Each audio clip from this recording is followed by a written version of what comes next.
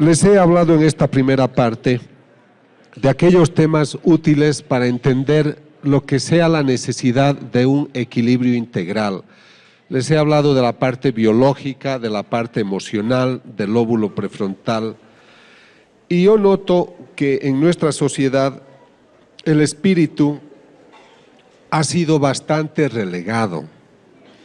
Si ustedes piensan en lo que sea la definición de espíritu, debemos redimensionar el valor de esta palabra. Y permítanme contarles algo que es sumamente importante para mí. En el año 1990 yo era ateo y estaba escribiendo un libro que se intitulaba De la neurona a la persona. Estaba tratando de explicar cómo el cerebro ha evolucionado de tal manera que un día este mamífero se vuelve persona. Pero el año 92 empiezo a hacer estas investigaciones sobre fenómenos místicos y resulta que voy al Ecuador. Pero el año 94 me ocurre esta experiencia con una persona. El año 92 yo empecé a cambiar de vida debido a las investigaciones que les voy a mostrar. Pero el año 94 el obispo del Ecuador había pensado que la señora Patricia Talbot no era una vidente auténtica, sino falsa. Entonces yo viajé al Ecuador para estudiar el caso de ella y demostrar si es que era realmente falsa o era auténtica. Los estudios demostraron que ella sí era una vidente auténtica y gracias a esos estudios el obispo le dio autorización hoy para que trabajara, hoy están haciendo una iglesia, etcétera. Los estudios sirven para eso. Pero lo que les debo contar es que mientras entrevistaba gente, entra una mujer que tenía también experiencias místicas. Era la primera vez que yo la veía. Yo no sé cómo llaman ustedes a las gentes que vienen del pueblo. Era una gente humilde, sencilla, sin ninguna formación, de unos 50 años, y me dice: yo tengo 2 mensajes de Jesús para usted. El primero dice que usted a través de la ciencia debe ayudar a demostrar qué videntes son auténticos y cuáles son falsos. ¿Y cuál es el segundo mensaje?, le digo. Y me responde: dice el Señor que usted no sabe qué hacer con su libro de la neurona a la persona. Ella no podía saber esto. Yo estaba escribiendo ese libro en los años 90, el año 92 estaba en el 8º capítulo y dejé de escribir porque era un tema en clave atea. Entonces les estoy hablando de que esto es serio. Entonces ella me dice: y el Señor me ha dicho que le diga lo que usted no sabe. Me dijo: el alma es la vida. Dios nos da la vida a través de una animación del cuerpo. Lo que anima la vida en un cuerpo es el alma. Por eso el animal tiene alma animal. Por eso la planta tiene alma vegetal, porque tiene vida, pero no tienen espíritu.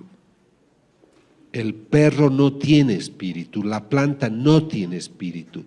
El espíritu es la parte divina que cada hombre tiene en sí, que Dios sopla al hombre en el momento que el hombre concibe con la mujer.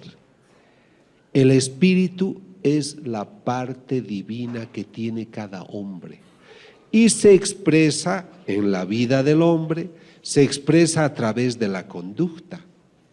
Una persona como Teresa de Calcuta, una persona como el Papa Juan Pablo II, como muchos de ustedes, como todos ustedes, gente que está interesada en mejorar su parte espiritual, en mejorar su vida, en ayudar al prójimo, es gente que tiene una parte espiritual hermosa. Me falta tequila. Entonces lo que sucede es de que cuando nosotros nos alejamos de esa relación espiritual con lo espiritual, se achica la dimensión espiritual y nos materializamos. Por eso mi amigo millonario que tiene todo es infeliz, porque su dinero no le basta y va comprando placeres, pero no es feliz. El hombre que ignora su dimensión espiritual ignora los valores que vienen de esa dimensión. Entonces, este es el problema que nosotros tenemos. Por eso es que yo creo que nuestra sociedad debe volver a redescubrir su vida espiritual. Ahora, ¿qué ha pasado con el ambiente científico? Yo he estado muy cerca de la doctora Rita Levi Montalcini, premio Nobel de Medicina, porque ella descubrió cómo nacen las neuronas. Yo he trabajado cómo estimular bioeléctricamente las neuronas. Y ella me dice, pensar que el hombre tiene un espíritu es una ingenuidad. 50% de los premios Nobel, de los científicos que venden sus libros con mucho éxito, no creen en el espíritu. Ellos insisten en que venimos del mono. Ellos insisten en esas teorías de que somos fruto del caos, de los choques interplanetarios, de las primeras partículas que cayeron, que venimos del mono. Y ahora miren cuán inteligente es el hombre de hoy, que le es más fácil creer que venimos del mono que de Dios. Es que es grave. Y hay teorías que dicen que venimos de las abejas. Yo no sé cómo harán esa concepción de un mamífero semejante que salgan las abejas. Entonces, tenemos problemas serios de puntos de vista. Pero a veces estas gentes tienen tanta fuerza que ellos son los que ganan y nos desconciertan. Y muchos de sus hijos les dicen, mamá, yo no creo porque no puede haber espíritu, porque en los laboratorios no se puede ver y ni tocar ni medir. La gente se ha hecho empirista, quiere ver, tocar y medir para creer. Entonces tú te quedas desesperado, desesperada, porque dices, hijo, ¿cómo te he de demostrar que Dios existe si no lo puedo poner en un laboratorio? Pero Dios es muy Señor, el Señor es muy Señor. Y está preocupado de darte razones, motivos para que creas. Y creo que se sirve de muchas cosas. Y la primera experiencia que yo quiero presentarles es la siguiente. Yo les he dicho que empiezo el año 92 estudiando una imagen de un Cristo, que no es la que ven, es otra, pero ese fue el inicio de otras investigaciones. El año 95 me llaman a una ciudad de Bolivia que se llama Cochabamba, porque esta imagen del Cristo exudaba lágrimas cristalinas y lágrimas de sangre. Cuando yo hago estas investigaciones, me voy delante de la imagen y me quedo horas y horas y horas. Aíslo la habitación, voy con un notario, voy con testigos, filmamos, grabamos y ponemos una máquina a control remoto, de tal manera que durante la noche pueda yo registrar si hay efusiones de lágrimas. Entonces, cuando yo fui a estudiar esta imagen, me di cuenta que en la frente tenía unas costras, o sea, había un proceso que se presenta también en las personas cuando tenemos algunas heridas. Entonces yo le tomé una muestra de costra, eran unas 200 costras en la frente, tomé una al azar y la mandé a analizar a un laboratorio patológico de Australia, en New Wales. Y me dicen, doctor, 2/3 de esa costra son sangre humana, pero 1/3 no. Es algo duro y tiene que llevarlo a usted a otro laboratorista. Llevamos a un laboratorista, a un forense botánico y nos dice, es la punta de una espina y reconocemos sus características por las celdas, por la distribución molecular que tiene. Es una espina propia de un país árido como Israel, como el Asia Menor. Y en Bolivia eso no existe. ¿Cómo es posible que en una estatua de yeso salga sangre, se formen coágulos, se formen costras y dentro de una de ellas haya una espina? Muchas gentes cuando escuchan de esto dicen es que dentro de la imagen hay algún mecanismo que le hace exudar. Yo no estoy usando la palabra llorar, nosotros decimos exuda o tiene efusión de sangre o de lágrima. Entonces hago una tomografía axial computarizada que divide la imagen en 27 partes y dentro está vacía. No hay ningún mecanismo que justifique esta efusión. Pero muchos dicen es el ambiente, es la deshidratación, son los colores, etc. Compro otra imagen parecida y durante 2 años la coloco al lado de la que exuda. Jamás esta otra imagen tuvo esos supuestos cambios que eran debidos a los colores o a lo que sea el efecto del ambiente. Esta imagen exuda sangre y lágrimas cristalinas.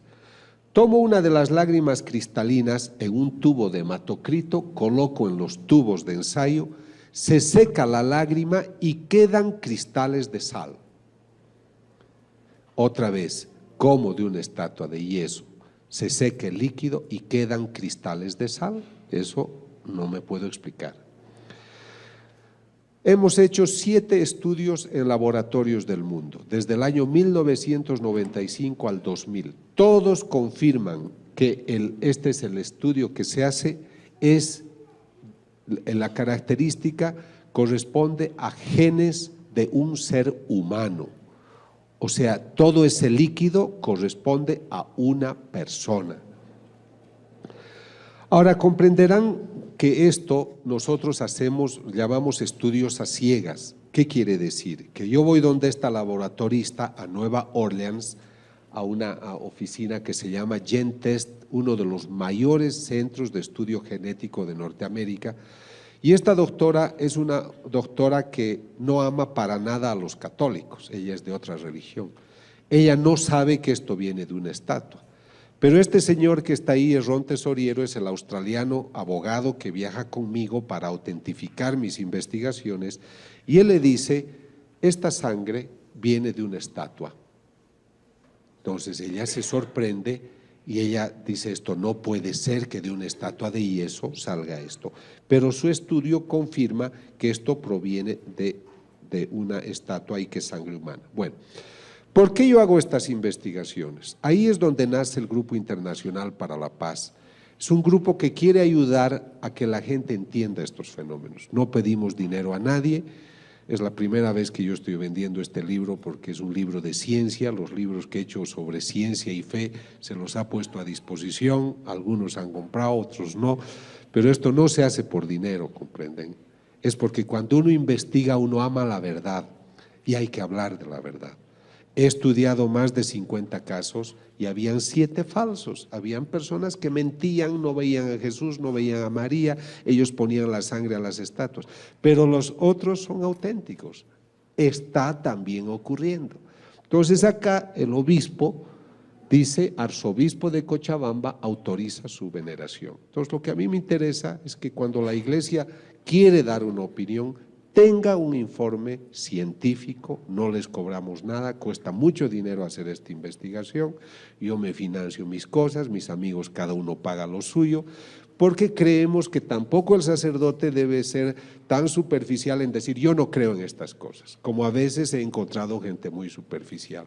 Para hablar de estas cosas hay que estar bien informados y yo estoy muy bien informado porque son 12 años que viajo haciendo estas investigaciones. Entonces lo que tratamos es ayudar al discernimiento. Ahora quiero aclarar de que la voz científica no se adelanta a la voz de la iglesia.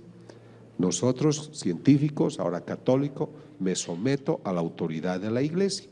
Y yo aconsejo que cuando hay estos temas, ustedes esperen siempre la opinión de la iglesia, porque en nuestros países latinos hay mucha especulación. Doy una charla en Colombia, hay 80 videntes, doy otra charla en España y 90 videntes. O sea, hay que tener cuidado porque también somos muy susceptibles y creemos muchas cosas. Justamente un taxista que me llevaba esta mañana me decía, pero hay también imágenes en los árboles, en los tallos de los árboles, etcétera, en los troncos, y mucha gente cree, comprende, y otros saben manejar muy bien eso. Entonces hay que esperar la opinión científica, pero sobre todo la opinión de la Iglesia. Estos estudios que yo realicé de varias investigaciones de apariciones de la Virgen, exudaciones, estigmatizaciones, llamaron la atención de la Fox, del canal de televisión americano. Entonces mandaron a este señor que se llama Mike Willesee a que me investigue. Ellos estaban preparando una película que se llamaba Estigmata, que es una mala película, pero ellos querían hacerse propaganda y pensaban que mis estudios eran falsos. Entonces mandaron a este señor para que él replique mis investigaciones en mi delante. Entonces ellos fueron a Bolivia, tomaron las muestras del Cristo. Hay una vidente de la que les vamos a hablar que se llama Catalina. Él dijo de que como esa vidente no había sido estudiada, que la traerían a México, al Hospital de Los Ángeles, para que la estudiaran, y que yo podría seguir las investigaciones, pero sin intervenir. Y el día 28 de julio de 1999 me sentarían en un sillón para decirme, yo salgo mejor del lado derecho por si acaso. Entonces, dice que estemos sentados en unas sillas que a través de un satélite nos van a entrevistar directamente desde el laboratorio donde ellos han hecho sus investigaciones para decirlo en público si hemos dicho la verdad o no. Entonces yo ese día estaba sentado y se contactan con los laboratoristas, 28 millones de personas veían que luego se ha hecho una película que se llama Signos de Dios, la ciencia prueba la fe, y pues fueron al laboratorio y la laboratorista dice, debo confirmar que los casos son auténticos. Y eso es lo que a mí me ha dado prestigio internacional, porque la Fox no es el Vaticano. Eran unos señores que querían hacer lo suyo, gastaron $2 millones, a mí no me pagaron ni un centavo por si acaso, pero ellos querían ver si esto era verdad o no. Y lo que podía haber sido algo negativo para mí se ha vuelto a favor, porque delante de todo el mundo, esa noche fueron 28 millones, pero luego ha ido a todo el mundo, pues han dicho, esto es verdad.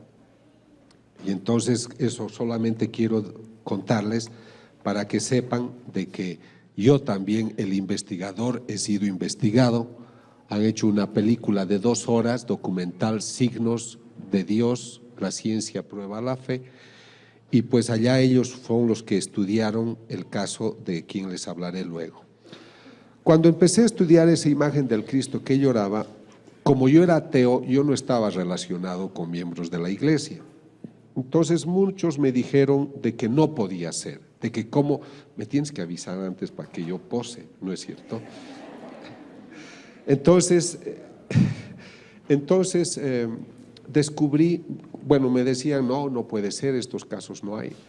Pero luego, estudiando, encontré que en el año 1953 lloró esta Virgen en Italia, en Siracusa.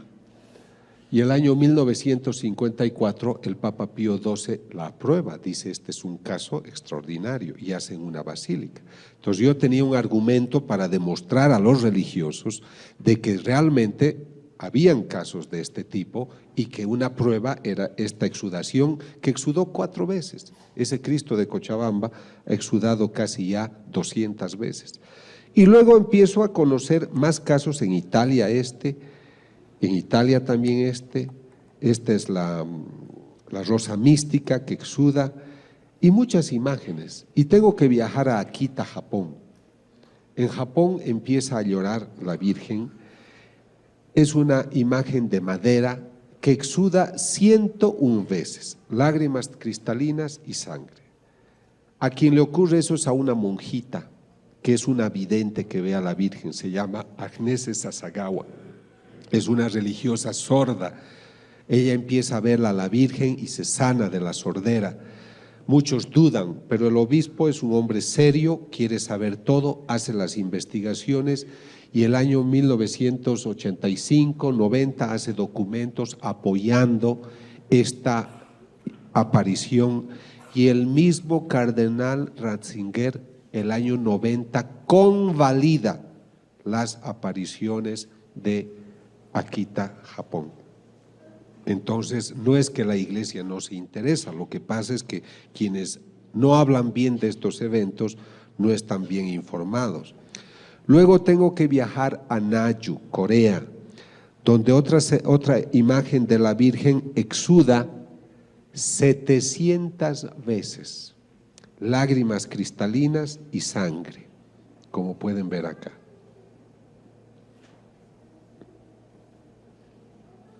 ¿Ves? Este es del lado derecho. Y estas son las muestras, de sangre que hemos tomado para analizar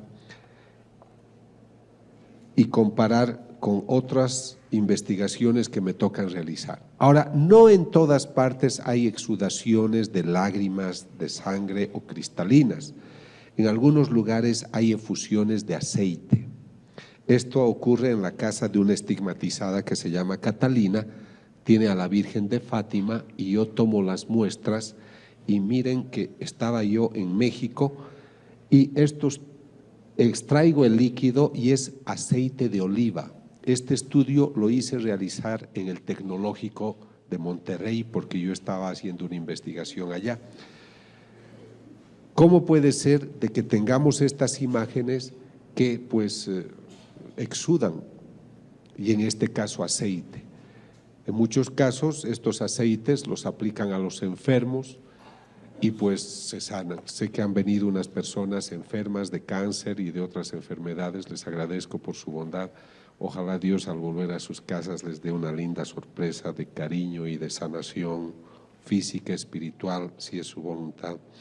Luego voy a Colombia, a Medellín, porque en Medellín ha ocurrido algo único, y escuchen con atención porque es muy bonito. Es una escuela de niños huérfanos, dirigen unas monjitas. Esta imagen de la Virgen la tienen en el patio, es un póster grande, pero ya está hace más de 30 años y se ha despintado. Y para sorpresa de todos, empieza a aparecer el color, como si alguien empezara a pintar. Y hasta hoy nadie puede describir cómo se ha podido realizar. Y ocurre de que tiene cada vez unas exudaciones de líquido transparente con mucha frecuencia. La llaman la imagen de la Virgen renovada, es la de María Auxiliadora. Ahora voy a entrar a un tema que es muy interesante y que seguramente lo voy a tratar con más profundidad. Me llama el cardenal de Buenos Aires. Les recalco esto porque la Iglesia, después de tantos años de trabajo, valora estas investigaciones. Entonces me llaman porque en Buenos Aires resulta que hoy hay la moda de que cierta gente comulga con la mano. Entonces alguien hizo caer la hostia y como la hostia estaba sucia, ya no la quiso levantar, consagrada. Entonces alguien le avisa al sacerdote, el sacerdote la toma y la pone en esta fuente y la deposita en agua para que se disuelva, que es una norma que ellos tienen, y luego le echan en una plantita.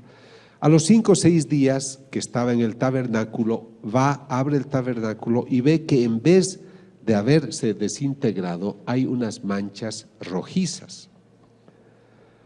En sus distintas formas ve que el líquido aumenta en los días sucesivos y es ahí donde me invitan a mí a tomar una muestra y saber de qué se trata. Yo viajo varias veces y tengo 2 muestras. Una es una masa gelatinosa, porque les he contado de una hostia, pero lo mismo ocurrió con otra hostia. Son 2 hostias que debo estudiar. Una es esta y otra es una que exudó el año 96, que tuvo esta efusión y que se ha vuelto costra seca. Ahora, yo viajo a Norteamérica, a unos laboratorios de California, llevando esta muestra. Yo no les digo esto viene de una hostia, El estudio a ciegas consiste, señores laboratoristas, tengo esta muestra, analícenla. ¿Cuál es el resultado? Doctor, la muestra que usted ha traído es músculo del corazón, músculo del miocardio, del ventrículo izquierdo. Es el primer resultado. Pero hay muchas cosas que descubrir. Este estudio ya lo estamos realizando desde el año 99. Pero hace un par de meses descubrimos que había un gran experto en cardiología, en patología y en bioquímica. Es el único profesor que ha escrito un libro, Cómo pronosticar de qué ha muerto una persona cuando el corazón ha sido lesionado. Entonces, este profesor es un profesor muy famoso, el profesor Tsugibe. Entonces, se le entregan a él las muestras y él dice, esta persona que tenía este corazón tiene que haber muerto muy maltratada, porque en su corazón hay lesiones que muestran que ha sido muy golpeado. A este hombre lo han torturado. Él no sabe que esto es una hostia. Y luego, ¿qué es lo que sucede? Él dice, pero algo ustedes me tienen que explicar. ¿Cómo es posible que cuando yo estaba estudiando esta muestra, la muestra palpitaba, latía? Así que explíquenme cómo le sacan ustedes el corazón a un muerto y me lo traen vivo hasta mi laboratorio en Nueva York. Profesor Tsugibe, no es lo que usted piensa. Esta es una hostia consagrada que ha empezado a sangrar. Imagínense, él tiene más pelos que yo, casi se los arranca todos. Porque imagínate a un hombre que le digas de esta masa de trigo que se ha vuelto sangre, se ha coagulado, hay una muestra de músculo del corazón. Pero ahí no termina la cosa, porque como él dijo, díganme cómo es posible que esté viva. Les estoy hablando de que esto estoy estudiando desde el 99, son 5 años, amigos, que la muestra está en mi poder. Entonces yo viajo al laboratorio de Buenos Aires hace pocas semanas y busco los documentos de los primeros estudios que se hicieron en Buenos Aires. Y escribe la laboratorista que ha hecho el primer análisis. Dice, se observan unos líquidos, glóbulos rojos, se observan glóbulos blancos, hemoglobina. Lo que me llama la atención es que las células estén palpitando y que estén latiendo. Pero ya habían pasado varios días. A los 15 minutos los glóbulos rojos, los glóbulos blancos ya se descomponen. Entonces, ahí es que me interesó mucho el tema del corazón y me entero de que en el siglo VIII, en Lanciano, una población al sur de Italia, un sacerdote celebraba la misa y dudaba si Cristo estaba presente en la Eucaristía o no. Él dudó y el momento de su duda, la hostia se vuelve sangre y se coagula. Y se vuelve esta pieza de carne que si ustedes van hoy o viajan después a Lanciano, la pueden ver, veo que algunos ya lo han hecho, pero el vino se vuelve unos grumos que son 5 grumos de sangre, es como un algodoncito de sangre, pero son de distinto tamaño los 5 y cada uno pesa igual. Y ellos, los italianos, la conferencia episcopal, invita en los años 70, esto ha ocurrido en el siglo VIII, repito, pero se conserva, y entonces invitan a este profesor, que es el profesor Linole, experto en bioquímica, patólogo, a que haga estudio. Y este doctor nos dice, es músculo del corazón igual que la muestra que ustedes tienen. O sea que la muestra que yo tengo de la hostia de Buenos Aires, que es de los años 90, 2000, es la misma que esta, es de la misma persona. ¿Qué opinan? Lo demás ya no les cuento porque si no ya no se compran mi libro. Entonces resulta, mentira, no he traído el libro que habla de eso. Entonces miren, acá estamos hablando creo, de una prueba de algo extraordinario. ¿Puedo yo comprobar que Cristo está presente en la Eucaristía? El Señor dice en una mística: yo hago milagros para los ciegos y los sordos. Pero no quisiera hacer milagros, quisiera que creyeran por fe. Yo no soy nadie para poder decirles, esta es la prueba. Pero yo quiero ponerles sobre la mesa los resultados de las investigaciones para que ustedes lo mediten y ustedes lleguen a sus propias conclusiones. Yo no puedo explicarme respecto de las imágenes que una imagen de yeso exude. ¿Por qué esta pared de yeso no exuda? ¿Por qué solo las imágenes sagradas? Entonces, yo creo que ustedes tienen que meditar qué nos está queriendo decir el Señor a través de los siglos. Pero luego me entero que en el siglo XIII, también otra persona, otro sacerdote, no creía que Cristo estaba presente, esto en Orvieto, en Italia también, y cuando está dudando de que si Cristo está presente en la Eucaristía o no, el corporal que tiene se llena de sangre. Pero aquí ocurre algo impresionante, porque la sangre chorrea el altar y cae al suelo, y el piso es de mármol, y si ustedes van a ver hoy, ha penetrado la sangre al mármol y está ahí. Entonces sale, rebalsa y penetra. Es debido a esta experiencia del siglo XIII que el Papa Urbano, que se encontraba cerca de Orvieto, viaja al lugar a ver este milagro, y Urbano IV pide a Santo Tomás de Aquino hacer la misa, el ritual, la ceremonia para establecer la fiesta de Corpus Christi. O sea que sepan ustedes de que la fiesta de Corpus Christi nace de un milagro eucarístico.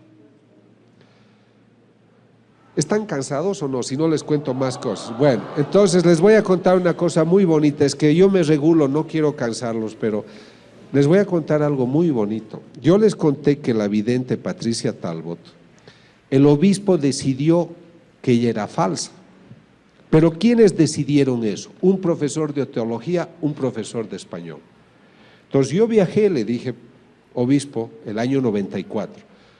Yo le dije con todo respeto, no veo que ustedes, siendo teólogos y siendo profesores de español, decidan si el cerebro de una persona está sano o no. Ustedes no tienen la competencia para eso, pero yo sí. Yo soy experto en esos temas y además traigo mi equipo de expertos.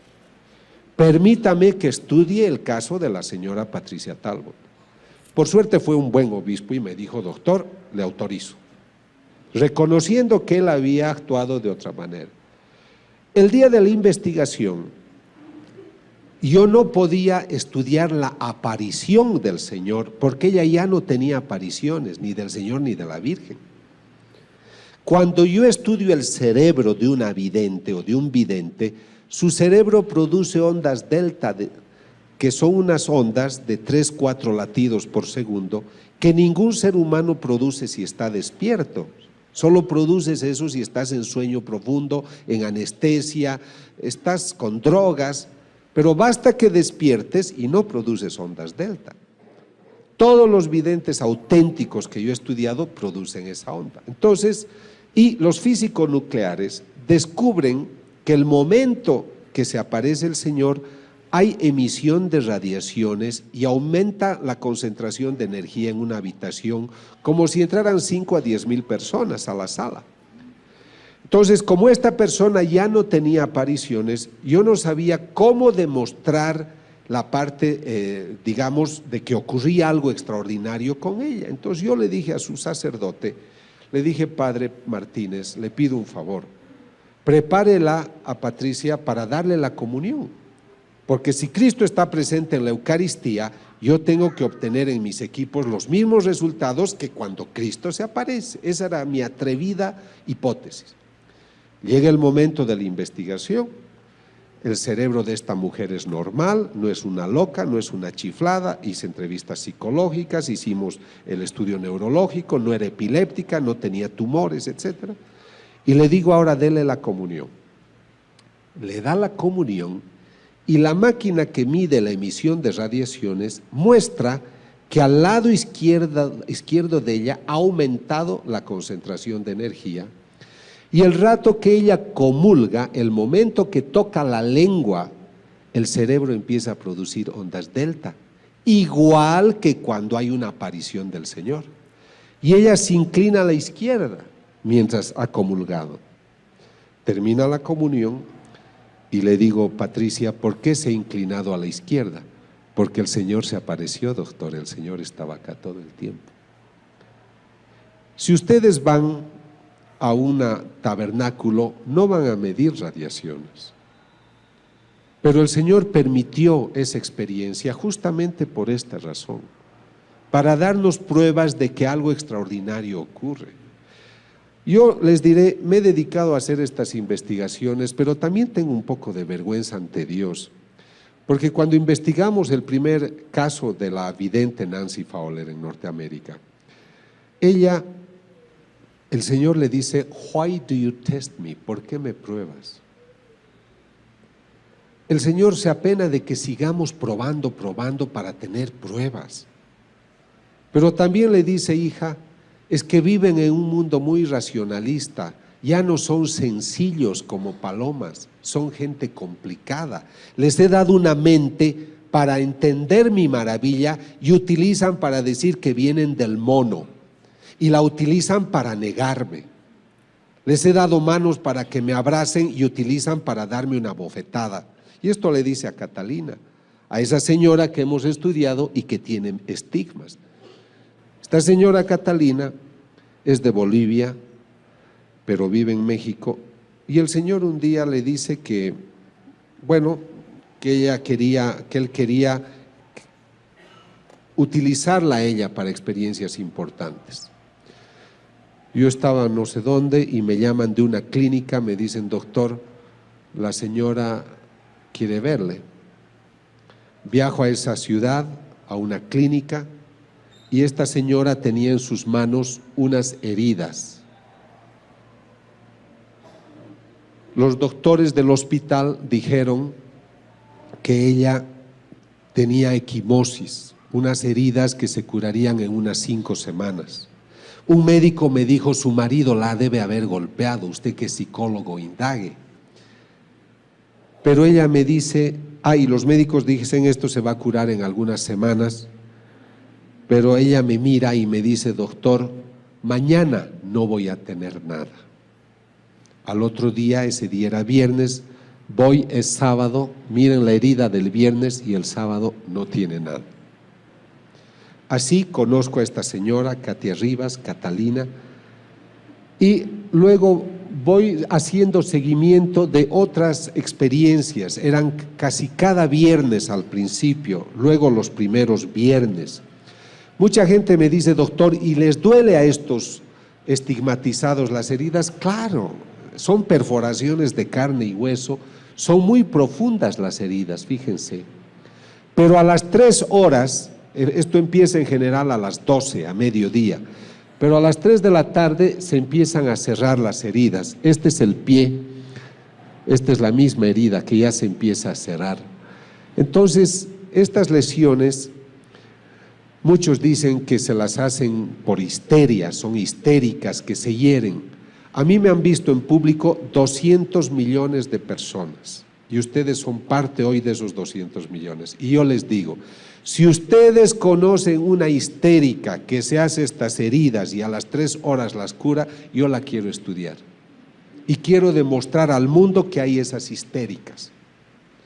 Porque hay gente muy arriesgada que dice cosas y no tiene pruebas. Yo quiero estudiar a esas histéricas. Puede haber una persona que tenga algún poder mental y se hace una herida en el muslo, tal vez en el pecho, pero estas personas te pronostican, te dicen yo voy a tener heridas mañana, en un mes, en 2 meses, y te dicen los horarios. Pero no solo eso, son personas como el caso de esta Catalina, que ha escrito 14, 15 libros dictados por el Señor, porque ella escucha al Señor, la ve a la Virgen. Creo que les han traído unos libros. Yo les aconsejo, si quieren crecer interiormente, hay un libro que para mí me parece importante, se llama La Gran Cruzada del Amor, que creo que lo tienen afuera. Es un libro que te explica cómo Dios te ve. Dice, yo soy un Dios del amor, amar es lo que mejor sé hacer, pero te pido que cuando tú me escuches seas como una paloma. ¿Y sabes por qué te pido que seas como una paloma? Para que seas fiel, porque la paloma biológicamente no puede ver varios objetos a la vez, solo ve uno. Y yo quiero que seas como una paloma para que solo me veas a mí. Ven, yo te invito, entra a mi escuela es del amor. Y el otro libro, que ojalá también esté, se intitula Las Puertas del Cielo. Son 15 o 17 libros, pero yo les recomiendo empezar con estos 2, luego seguirán. Aquí están los amigos del apostolado que les pueden proveer. Pero el otro libro, Las Puertas del Cielo, es un libro que te habla de la relación de Dios contigo. Es un libro muy bonito, porque vas a entender qué es lo que Él piensa de ti, qué es lo que espera de ti. Y hay otro que me parece útil, que es muy cortito, que habla sobre todo lo que ocurre durante la misa. Mucha gente se aburre durante la misa, pero no sabe las maravillas que ocurren en las misas. Aquí hay un sacerdote maravilloso, en todas las misas que celebra se le aparece la Virgen a su derecha en cada misa. Y en cada momento que eleva el sacerdote la hostia, Dios Padre, el Hijo, el Espíritu Santo se aparecen en cada misa. Y en el momento del ofertorio, tú estás pensando en dar tu limosnita, pero tu ángel se ha retirado de ti, el de la guarda, va delante del altar y lleva tus ofrendas, ¿no? Ella ya lo tiene. Por eso, entonces, que otros también lo tengan.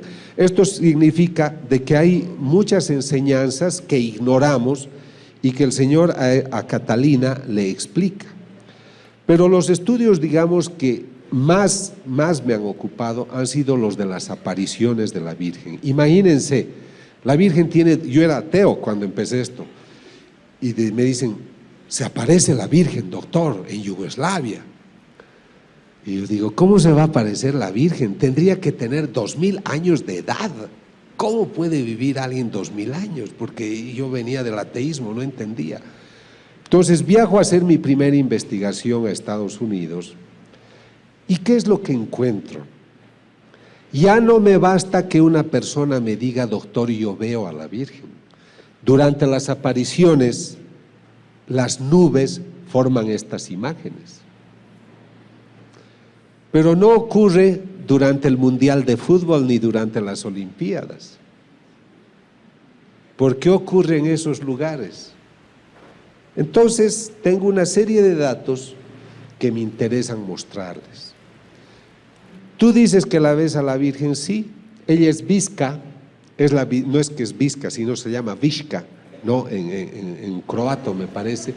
No, ella dice que ve a la Virgen. Le toman una fotografía y ¿qué ven detrás? Hay un rostro. El momento que se tomó la fotografía no estaba. Entonces, cuando yo estudio un caso, no me basta que me diga yo veo. Yo tengo ayudas de distinto tipo, luego les hablaré la parte científica. Esta Vishka dice, la Virgen me ha dicho que como mañana es Pentecostés, caerán 12 lenguas de fuego como hace 2000 años. Al otro día 5000 personas se reúnen y pueden ver cómo las 12 lenguas de fuego caen.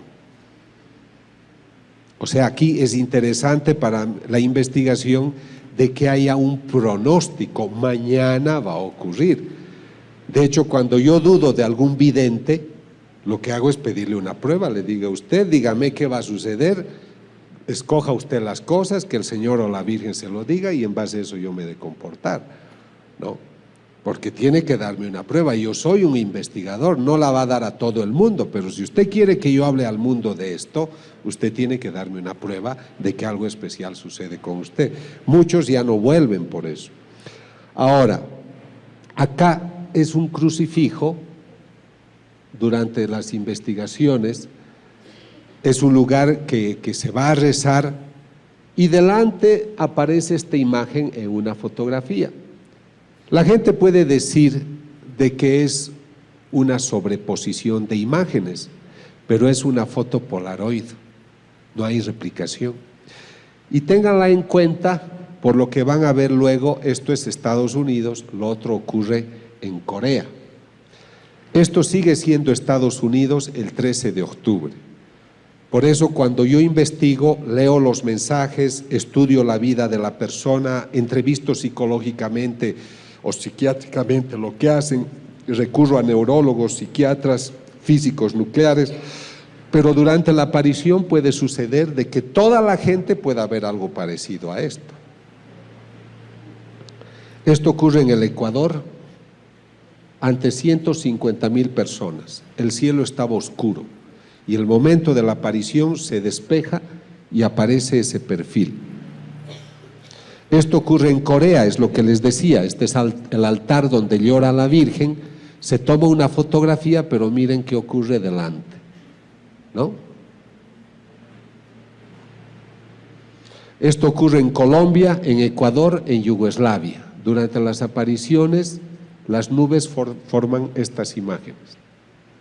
Y hay detalles que yo observo, como la mandíbula de la Virgen parece que es muy finita, los que la han visto me dicen eso.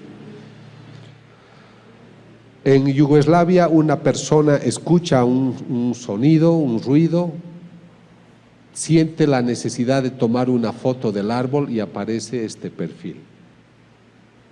Ahora ustedes me dirán, ¿cómo se investiga? ¿Cómo puedo yo decirle a la iglesia, a las autoridades, esta persona ve a la Virgen o no? Mucha gente después de una conferencia me dice que ve a la Virgen. Pueda que muchos vean de verdad, pero eso es para uno. Y en su humildad tienen que guardárselo para sí. Pero hay personas como esta estigmatizada Catalina, que el Señor le dice, según ella, dile al doctor que te ayude. Entonces yo la estudio.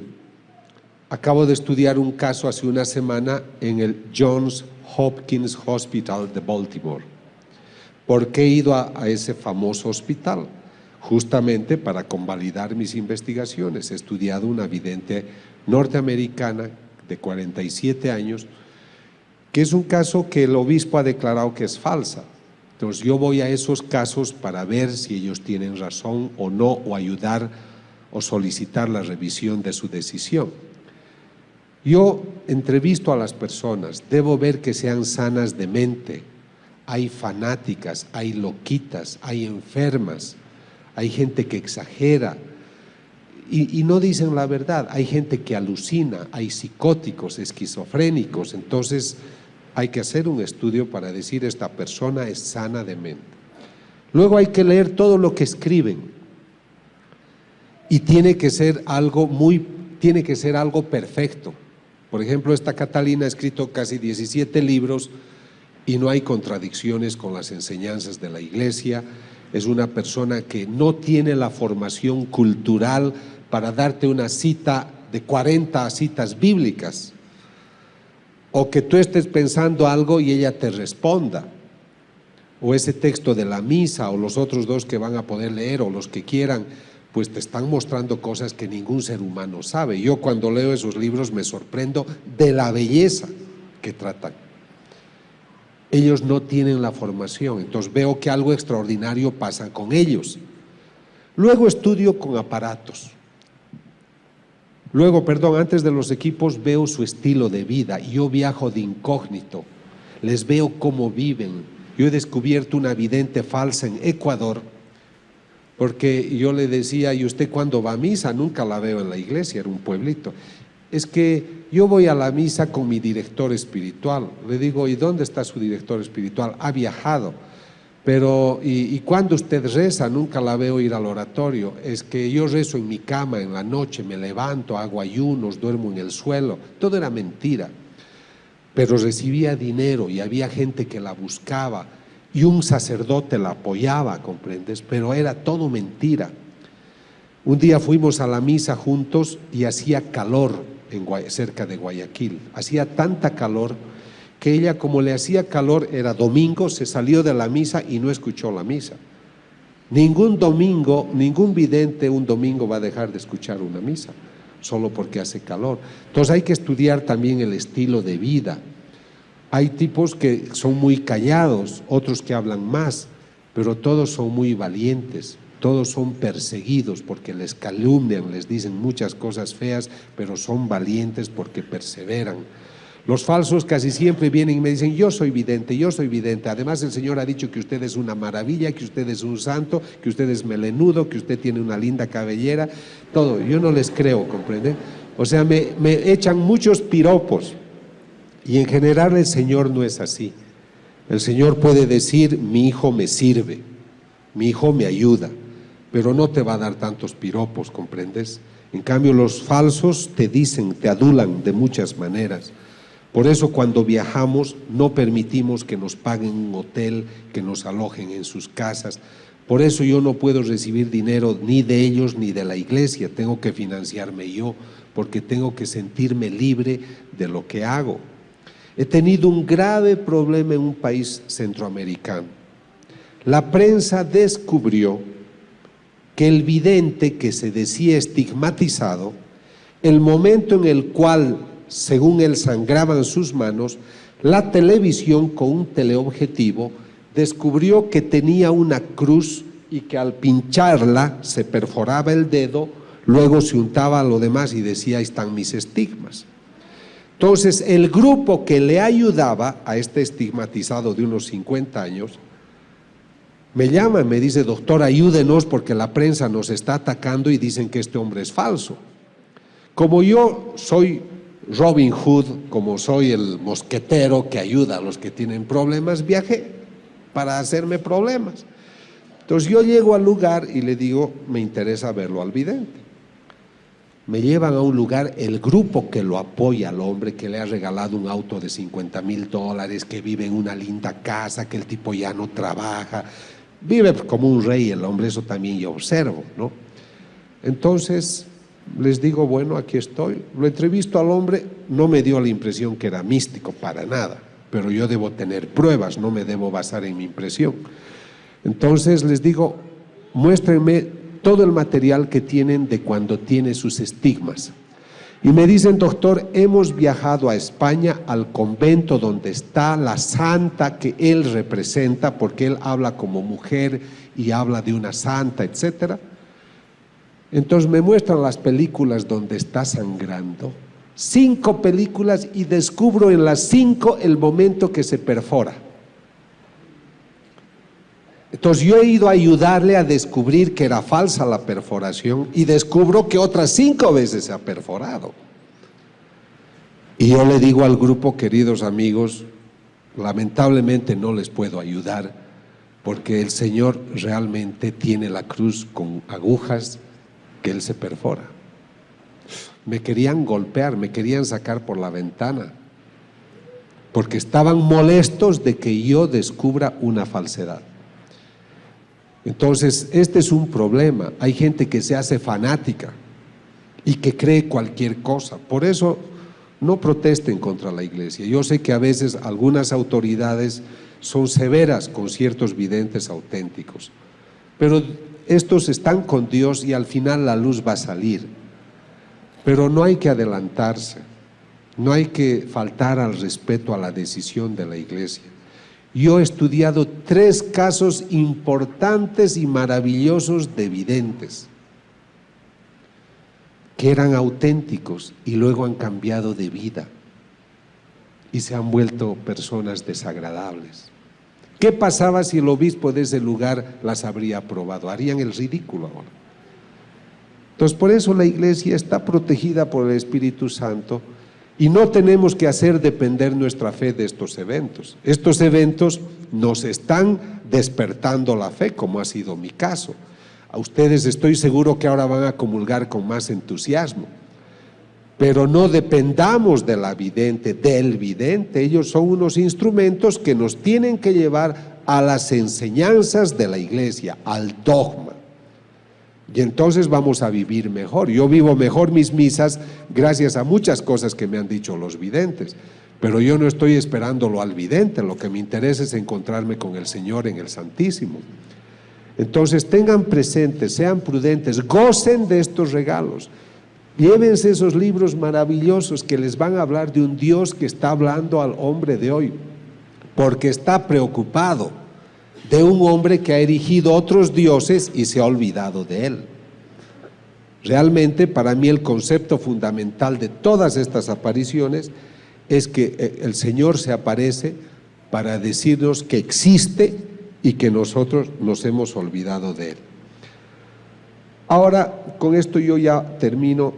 Lo que estoy tratando es de investigar todo lo que sea la sangre de la sábana santa, que ustedes saben, se ha dicho que es de la Edad Media. Es otro estudio que ha especulado muchísimo y mal, pero yo quiero comparar muestras de esta sangre con las del Cristo, con las de las hostias, y ya estamos obteniendo varias muestras. Ni bien el Vaticano nos dé permiso para investigar la sábana santa, lo vamos a hacer. Ahora, ¿con qué debo concluir? Yo quisiera decirles de que estamos viviendo una época especial. Ustedes se preguntarán, ¿por qué yo viajo por el mundo hablando de estos temas? Yo he escrito mucho y he dictado muchas conferencias, porque siempre me ha interesado que el hombre sepa lo que era el estrés, la depresión, las neurosis. He hecho mucha investigación. Pero yo noto que el hombre de hoy no está bien, no está sano. ¿Cómo puede estar sano el hombre que mata a su mujer, como ocurre en España? Cada semana un hombre, marido o compañero, mata a su mujer. ¿Cómo puede ser sana una nación? En Alemania hay aviones que viajan hasta Filipinas, hasta Bangkok, a hacer sexo con niños, prostitución infantil. Hay 1.200.000 niños prostitutos menores de 12 años. Y eso con la aquiescencia de gobiernos. Es una tradición en Tailandia que ciertos padres de familia tengan 6, 8, 10 hijos para que sean prostitutos desde niños. Entonces, ¿cómo puede ser este hombre inteligente hacer tantas guerras? Desde 1944, 45, 46, que son las épocas de paz después de la Segunda Guerra Mundial,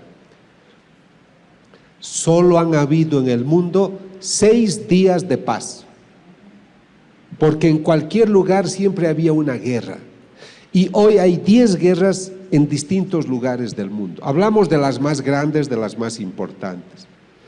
El siglo pasado han muerto 100 millones de personas en conflictos bélicos. En los últimos años, del 90 al 2000, han muerto 7 millones de niños por conflictos bélicos. Ahí es que yo pienso que el hombre viene del mono y no de Dios, ¿comprenden? Porque no puede ser que un hombre inteligente sea capaz de estas cosas. Entonces, a mí me parece que todo lo que yo les he hablado, lo que trata es de hablarles bien del hombre, de nuestras maravillosas condiciones, pero quisiera invitarlos a redescubrir su dimensión espiritual. Realmente tenemos una dimensión espiritual. Estuve en Panamá hace pocos días y me invitaron a dictar una conferencia junto a una doctora colombiana, una odontóloga. Y esta señora cuenta, ella debe tener unos 40 y tantos años, con las mujeres no se sabe, ¿no? Pero yo calculo gentilmente. Esta señora le ha caído un rayo en Bogotá, la ha destruido, estaba llena de heridas, Le ha quemado todas las partes internas, los ovarios, le ha quemado todo. Y esta mujer, durante el momento que le cayó el rayo, ha visto muchas cosas, ha visto el purgatorio, ha visto lo que ocurre durante la comunión, durante la misa, durante la Eucaristía. Y esa mujer se ha sanado, su cuerpo está regenerado. Y pese a que no tenía ninguna capacidad para ser madre, se ha puesto encinta y ha tenido otro hijo. Y ella viaja ahora contando su experiencia. Pero ella me cuenta algo que me ha llamado la atención. Los médicos declaran que ella estaba en coma después que le cayó el rayo. Piensen, por favor, si te pasa la corriente en tu casa. ¿Cómo es que te caiga un rayo y te queme todo? Los zapatos están quemados, el cuerpo está quemado, se ve los huesos, porque está todo quemado, chamuscado y es olor a carne. Y esa mujer obviamente no puede estar despierta, está en coma. Pero ¿qué cuenta ella? Que ella se encontraba en Yugoslavia, pidiéndole a una señora que rezaba mucho, que rezara por su alma. Esta doctora fue la que hizo grandes movimientos en favor del aborto en Colombia, en favor de la eutanasia. Y durante el momento que le cae el rayo, tiene una visión de cómo ella se está por caer al purgatorio. Y una voz le dice: tú mereces irte al último lugar del purgatorio, que es cerca del infierno, y es horroroso, y ve unos monstruos y ve cosas feas. Esto es lo que ella relata, y es una persona seria. Y entonces ella está desesperada, dice: no puede ser que mi alma se esté perdiendo, yo no creía en estas cosas, yo no creía en Dios. Y el Señor le permite volver a la vida y la cura para que hable de estas cosas. Por eso ella viaja por el mundo hablando de estos temas. ¿Por qué les cuento esto? Porque si ella estaba en coma en Bogotá, ¿cómo es que estaba en Yugoslavia pidiéndole oración y pidiendo oración a otras personas, y ella se veía lo que los médicos estaban haciendo con ella? Para mí este es un caso interesante porque demuestra que tenemos un espíritu, que es el que se estaba moviendo para pedir oraciones. Por eso hacen bien ustedes cuando hacen oraciones de reparación. Me da pena que hayan personas enfermas, pero benditas las personas enfermas, porque a través de ellos el Señor salva a mucha gente. Entonces esta mujer ha tenido una experiencia extraordinaria, y les voy a contar otra que a mí me consta más. Yo estoy trabajando para que la gente redescubra el espíritu. Entonces un día en Londres, un automóvil atropella a un señor. Escuchen esto porque es muy interesante. Este señor tiene unos 60 años, lo atropella el auto, está de muerte, lo meten de emergencia y el tipo muere. Entonces lo bajan a una sección donde está el tanatorio, y de repente el hombre empieza a gritar y dice: sáquenme de aquí, socorro, ayuda, etcétera, y el tipo está vivo. Entonces, cuando todos se sorprenden, dicen: pero ¿cómo usted está vivo si estaba muerto? Le hemos hecho todos los controles. No sé, dicen, lo que pasa es de que yo quiero que traigan al cirujano que me ha salvado la vida, a ese pelirrojo. Al pelirrojo, sí, le dice, es el cirujano que te ha curado. Bueno, que venga. Y quiero agradecerle a esa enfermera gordita que corría por todas partes buscando todo para poder ayudarme. Yo quiero agradecerles a los dos. Y los médicos se miran la cara sorprendidos porque dicen: ¿cómo es posible que este hombre haya podido ver y me hable del pelirrojo y de la gorda? Porque él era ciego de nacimiento. ¿Se dan cuenta? Entonces este hombre estaba viendo con su otra naturaleza, que es la dimensión espiritual. Yo voy a hablar el próximo sábado, y no lleven sus celulares por si acaso, en la Universidad Interamericana, Intercontinental. Quisiera que inviten a otra gente, Porque yo creo que esta es una oportunidad para reflexionar sobre estos temas. Yo les quiero decir, a mí nadie me paga por hacer estas cosas. Pasamos muchos apuros para hacer estos viajes, pero los hacemos con dignidad, porque es un homenaje a la gente, es un homenaje a la verdad natural y a la verdad sobrenatural, para que las personas comprendan de que algo extraordinario está ocurriendo en el mundo, y ustedes son privilegiados en tener acceso a esta información, porque mucha gente no tiene acceso a esta información. Y si Dios está permitiendo que ocurran estos casos extraordinarios, ustedes en México tienen la maravilla de la Virgen de Guadalupe. Así se ha ido repitiendo, porque Dios está pendiente del hombre. Somos nosotros los que le damos la espalda, somos nosotros los que no queremos estar cerca de Él. Somos nosotros los que nos bautizamos y solo 15% se acuerda de Él los domingos, y sobre todo nos acordamos de Él cuando tenemos problemas. Yo creo que todo lo que nos está ocurriendo es para recordarnos que está vivo. El Señor dice: yo soy un mendigo, porque estoy esperando que el hombre me pueda donar lo que más quiero, y es su corazón. Eso es lo único que espero. Pero todo depende de su voluntad, porque el hombre es libre para amarme. Él puede construir otros dioses si él quiere, pero yo lo he creado para poblar el cielo y no para poblar el infierno. Yo no soy un Dios que castiga, soy un Dios que se apena por el pecado. No te condeno, lo que quiero es más bien salvarte, quiero sacar de la muerte vida, porque yo he vencido a la muerte. Cuando yo leo estos mensajes, y cuando se lleven esos libros, léanlos poco a poco. Yo hago una cosa, me voy a una iglesia a leerlos delante del Santísimo, porque escuchas esa voz viva, escuchas a ese Dios que te está hablando aún hoy. Seamos generosos, no estamos bien, nuestra economía no va bien, la gasolina está aumentando, los conflictos bélicos aumentan, viajar cada vez se hace difícil, sacar una visa para ir a un país. ¿Cuántos mexicanos mueren en las fronteras simplemente porque no pueden ir tranquilos a México y de otros a Estados Unidos y de otros países? Porque hemos perdido ese sentido de hermandad. ¿Y cuándo vamos a cambiar? ¿A la fuerza, por el castigo? ¿Por qué no empezamos entre nosotros a ser mejores hermanos? Aquí hay un apostolado que es el apostolado de la nueva evangelización. Están afuera las personas que les pueden informar. Únanse a ese movimiento o únanse al movimiento que deseen, pero pongan a Dios en el centro de sus vidas, porque yo creo que el Señor, pese a que ha muerto hace 2000 años, aún hoy lo seguimos crucificando.